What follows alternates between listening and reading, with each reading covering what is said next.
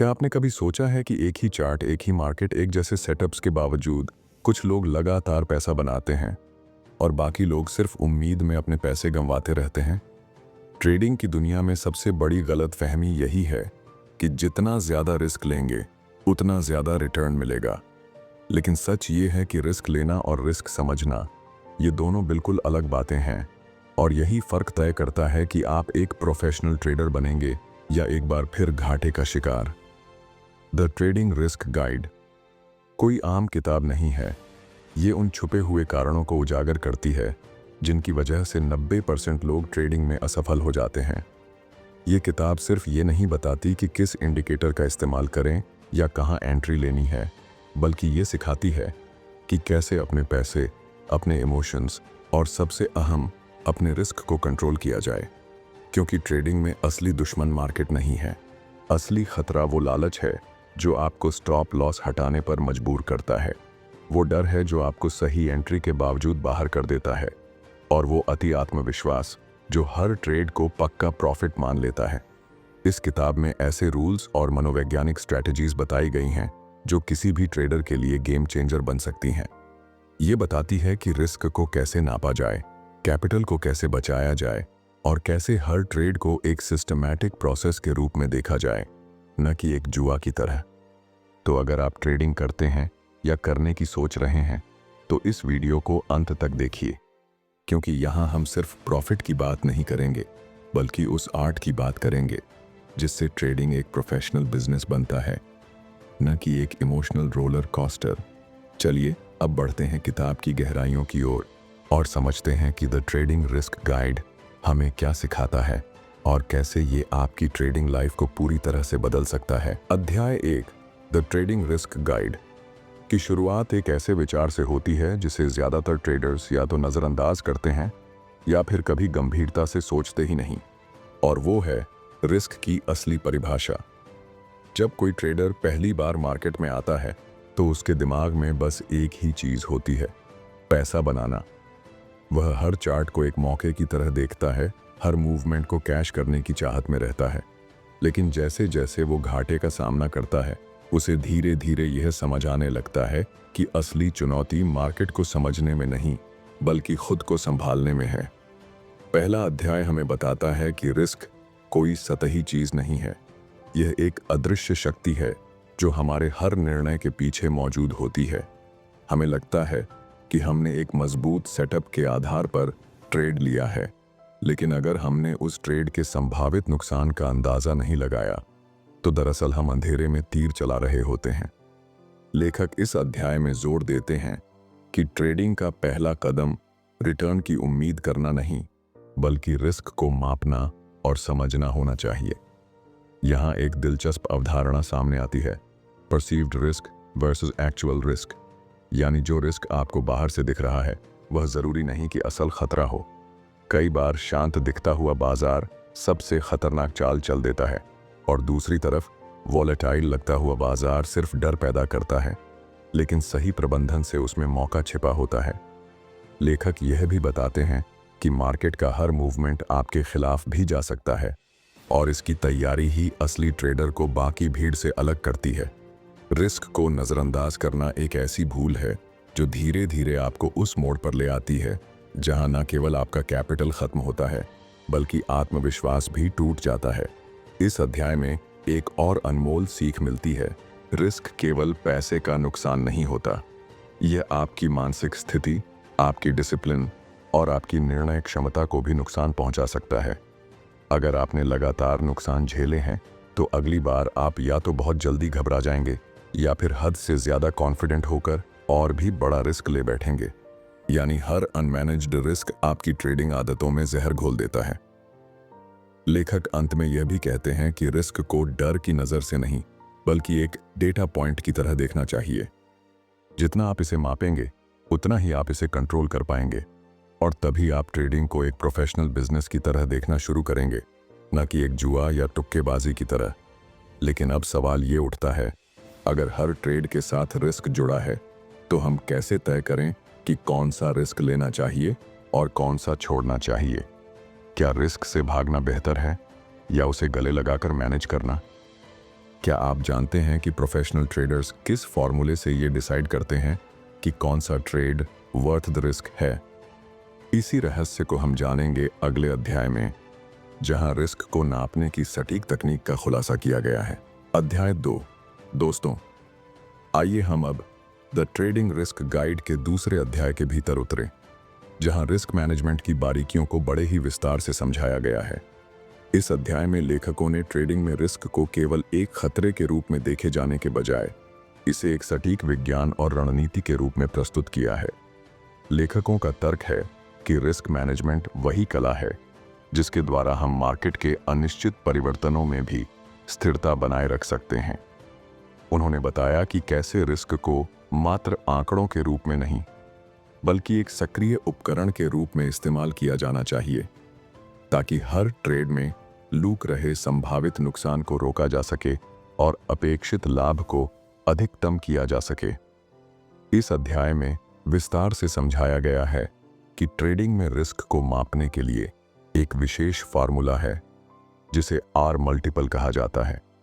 इस फार्मूले की मदद से न केवल ट्रेडर यह तय कर पाते हैं कि किसी ट्रेड में कितना रिस्क लेना उपयुक्त है, बल्कि यह भी निर्धारित कर पाते हैं कि सफल ट्रेड के बाद उन्हें किस अनुपात में लाभ मिलना चाहिए। लेखकों ने इस सिद्धांत को स्पष्ट करने के लिए वास्तविक उदाहरणों और केस स्टडीज का सहारा लिया है। उन्होंने बताया कि कैसे एक ट्रेडर सही स्टॉप लॉस सेट करने, टारगेट रिवॉर्ड निर्धारित करने और अपनी पूंजी को आदर्श मात्रा में बांटने के साथ लगातार सक्सेसफुल ट्रेड कर सकता है।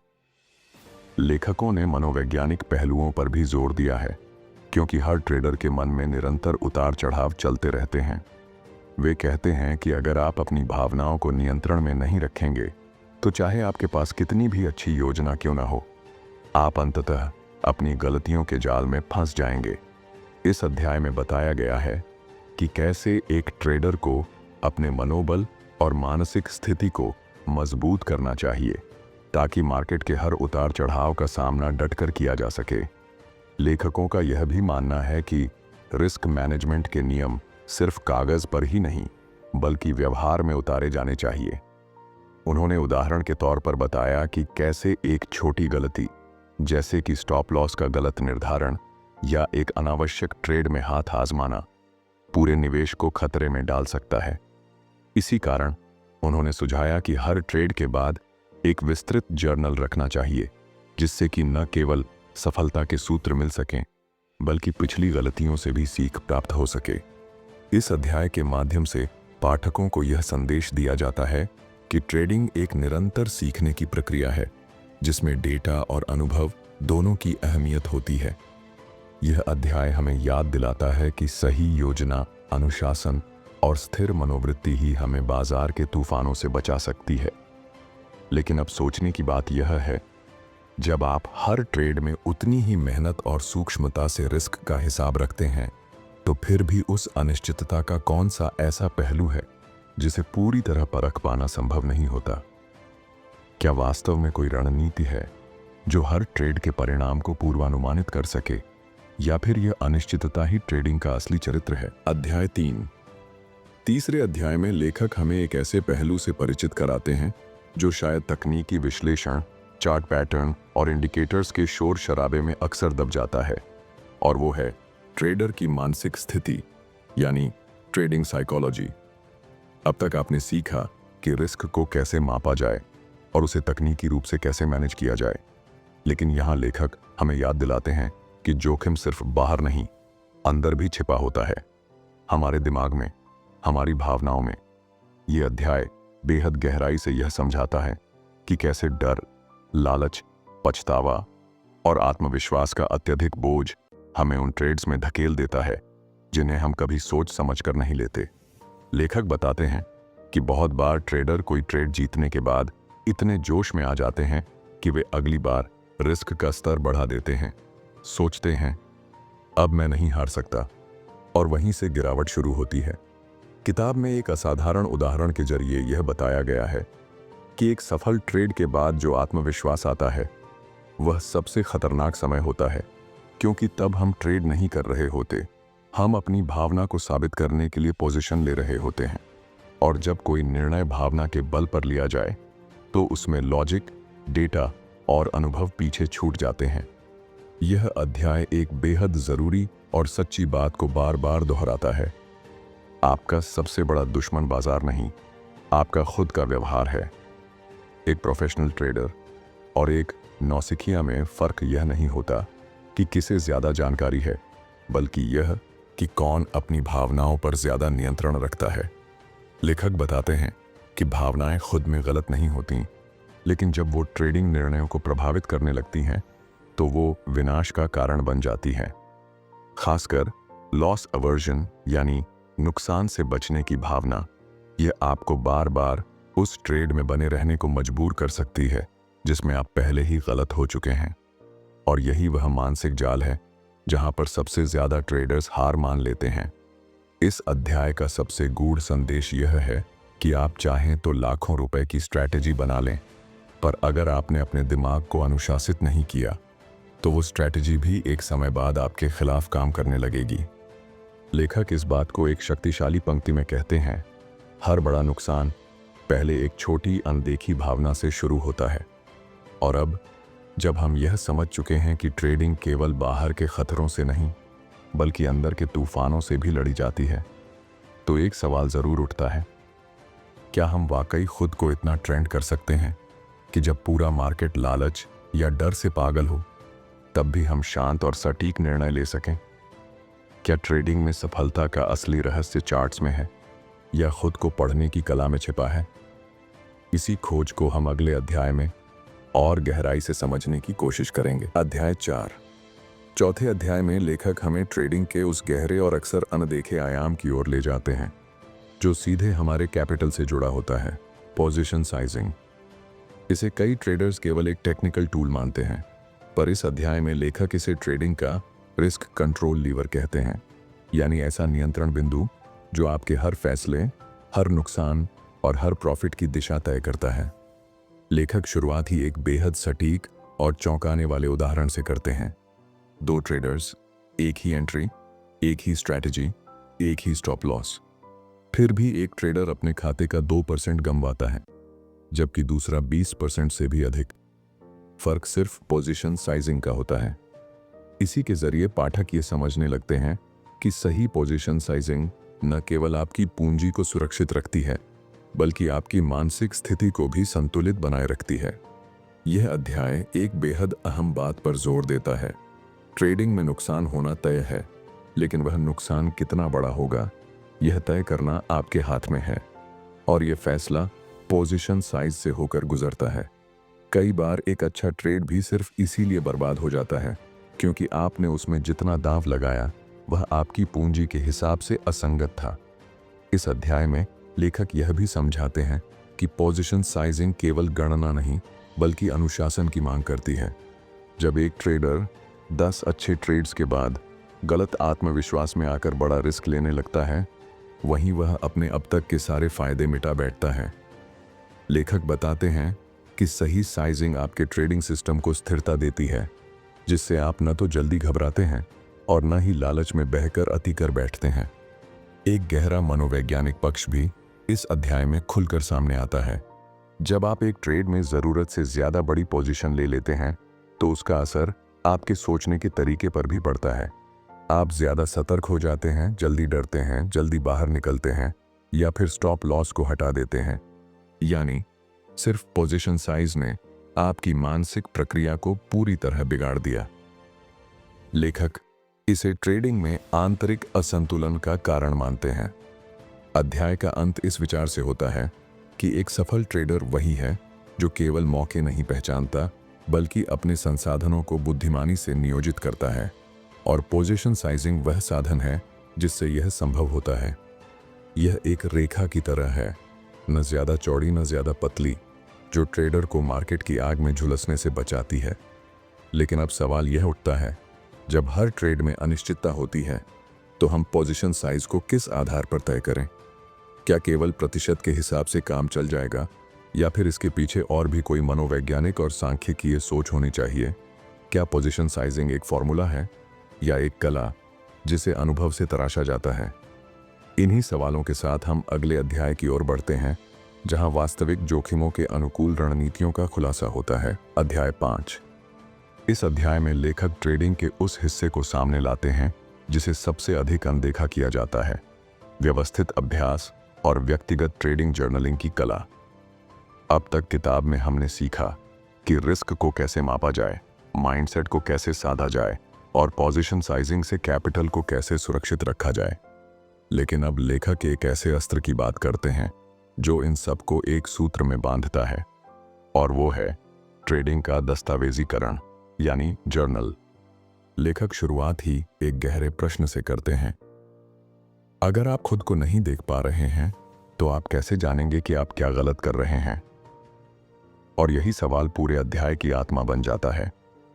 वे बताते हैं कि एक सफल ट्रेडर बनने के लिए आपको अपने हर निर्णय, हर सोच, हर भावना और हर रिजल्ट का रिकॉर्ड रखना जरूरी है। केवल इस प्रक्रिया से ही आप यह जान सकते हैं कि आपकी गलतियां कहां हो रही हैं और उनसे बचा कैसे जा सकता है। लेखक बताते हैं कि जर्नल कोई फॉर्मेलिटी नहीं है, बल्कि वह एक दर्पण है जिसमें एक ट्रेडर रोज खुद को देखता है।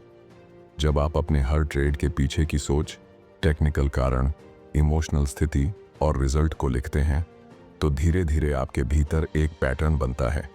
यह पैटर्न ही वो छुपी हुई आदतें उजागर करता है जो या तो आपको लगातार सफलता दिला रही है या बार बार असफल बना रही हैं। यह अध्याय बड़ी खूबसूरती से यह भी समझाता है कि कैसे एक ट्रेडिंग जर्नल मात्र एक रिकॉर्ड बुक नहीं, बल्कि एक कोच बन जाता है। आप अपने ही अनुभवों से सीखते हैं, अपने ही फैसलों से संवाद करते हैं। लेखक इस बात पर जोर देते हैं कि जब आप बिना जजमेंट के ईमानदारी से अपने ट्रेड्स का विश्लेषण करते हैं, तो वही प्रक्रिया आपको हर अगले फैसले के लिए ज्यादा शुद्ध, ज्यादा स्मार्ट बनाती है। लेखक बताते हैं कि हर सफल ट्रेडर की सफलता के पीछे एक सुव्यवस्थित अभ्यास छिपा होता है। वे केवल मार्केट के मूवमेंट पर निर्भर नहीं रहते, बल्कि अपने अंदर की प्रक्रिया को लगातार सुधारते हैं।